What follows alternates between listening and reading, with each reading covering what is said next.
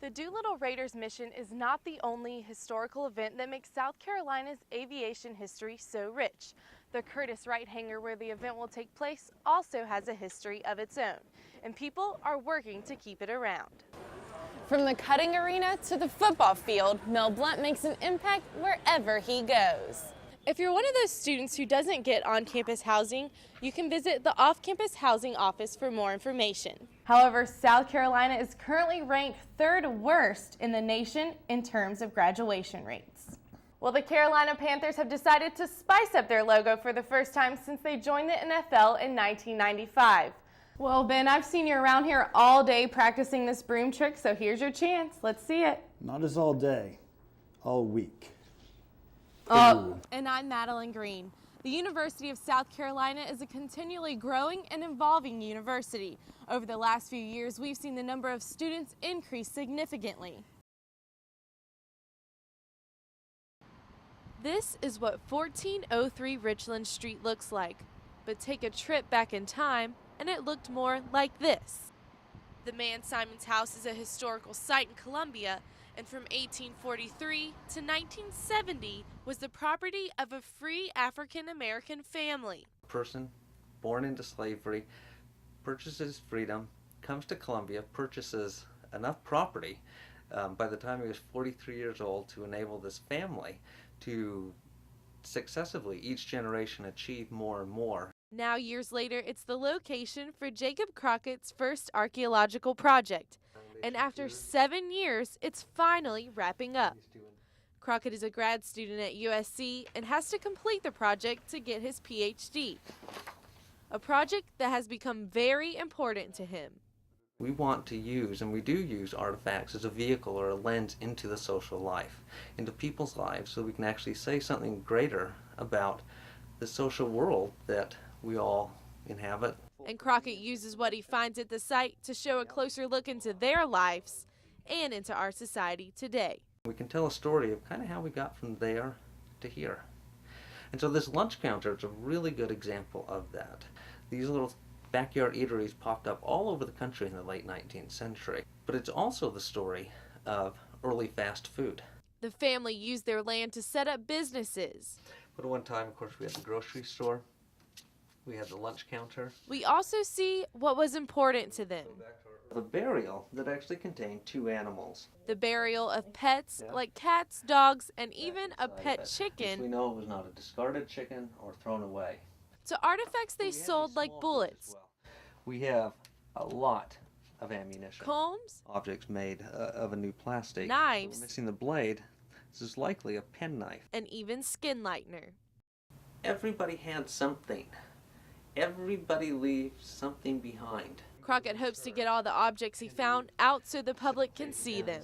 We won't just be highlighting, the great or the exciting or very pretty artifacts, but instead the entire suite of things that were here from the 1870s to 1930s, and people can actually see. But Crockett is still going through the 50,000 artifacts found on the site.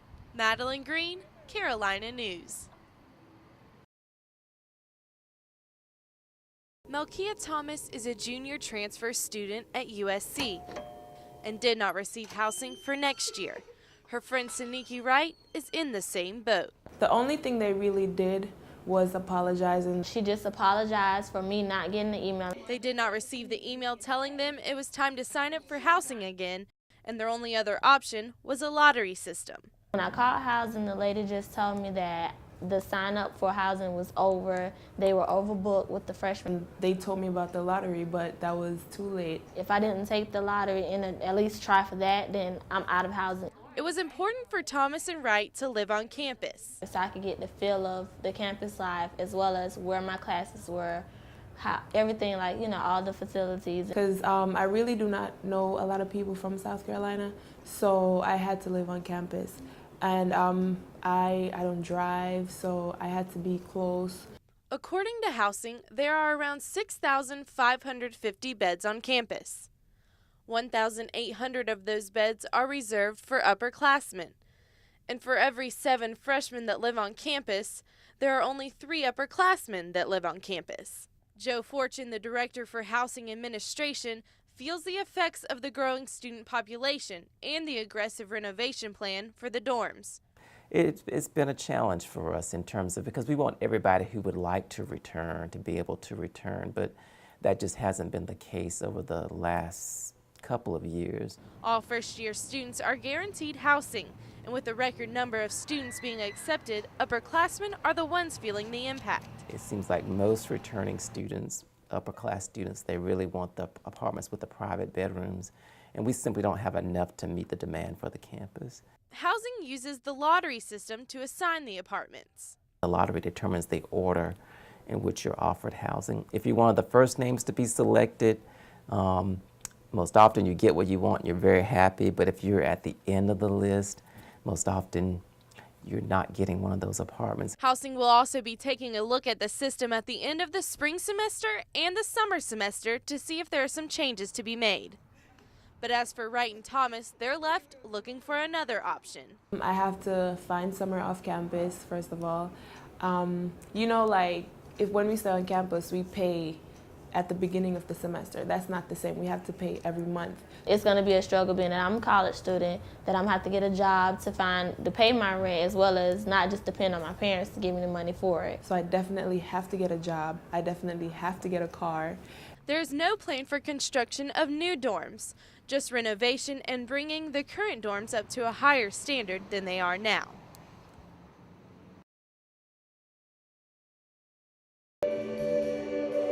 Last night at Benedict College, people gathered to bring light to the Trayvon Martin case. A call to action where we feel that here at Benedict College, something about this particular case needs to be done immediately. They wanted to see justice served to Martin's killer, George Zimmerman. The shooting actually awakened like a sleeping giant within all of us to get active. Green says the case hit home for him. Trayvon's mom was at the 1 Million Hoodie March that they had in New York City, and she said it could have been your son. And I have a 6-year-old, and it really resonated with me. And I was sitting there thinking, I was like, man, I got to do something. The service was not just about mourning the teenager's death. It was about taking a stand and showing support. There were tables available where you could write letters to the Martin family, sign a petition, and even register to vote. You have people in Columbia, South Carolina, that have absolutely no tie to you, care enough, to take time out of their day to write a letter.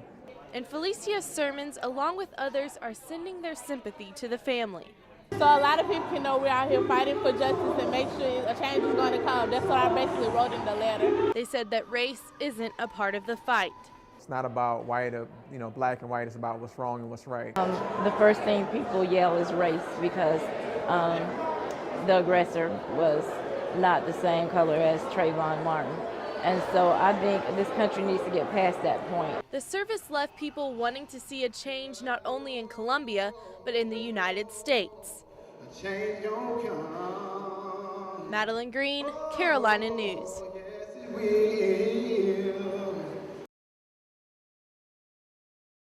On April 18, 1942, the Doolittle Raiders took off from a U.S. aircraft carrier in the Pacific Ocean and made the first attack on Japan by Americans in World War II. These brave men trained at the Columbia Army Air Base. 24 airplanes and 24 crews to begin training for this secret mission against Japan. And people can remember their story through this B-25 airplane that was recovered from Lake Greenwood. The plane crashed during a low-level bombing run over the lake in 1944 and was recovered and later restored after 39 years of being underwater. This is the only remaining B-25 aircraft that we still have in the state of South Carolina that happened to be here during World War II and served here during World War II. The South Carolina Historic Aviation Foundation will hold an event on April 21st celebrating the Raiders. We will have a display featuring the Doolittle Raiders and remembering and honoring them on the 70th anniversary of their historic mission. The Doolittle Raiders mission is not the only historical event that makes South Carolina's aviation history so rich. The Curtiss Wright hangar where the event will take place also has a history of its own, and people are working to keep it around. Graduate student Shane Lesko is working to create a preservation and restoration plan for the hangar. There's a lot of old things in the world, and you have to find a balance between keeping the old and then building the new. And structures like this are, you know, it's one of the few examples where you can justify keeping the old. South Carolina does not have a significant aviation museum, and the South Carolina Historic Aviation Foundation is pushing to get one because of the rich and interesting aviation history. Madeline Green, Carolina News.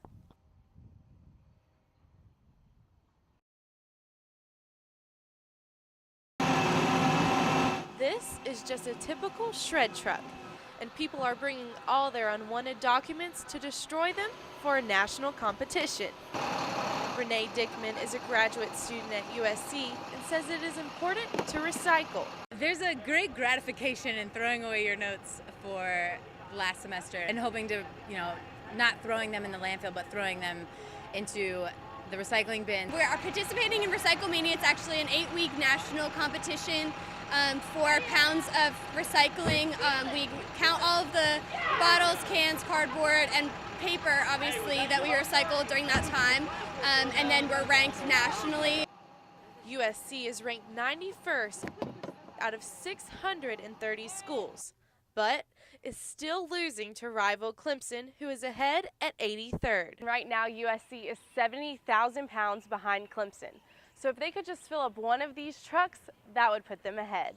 It's a great effort from all of the university to collaborate to, try and beat Clemson. I think it's important that we beat Clemson, seeing as we've beaten them in everything else, so we might as well beat them in this. This is a positive cause. We've beat Clemson at football, baseball, but can we beat them at recycling? The environmental leaders at USC are hoping to make it happen before the competition ends.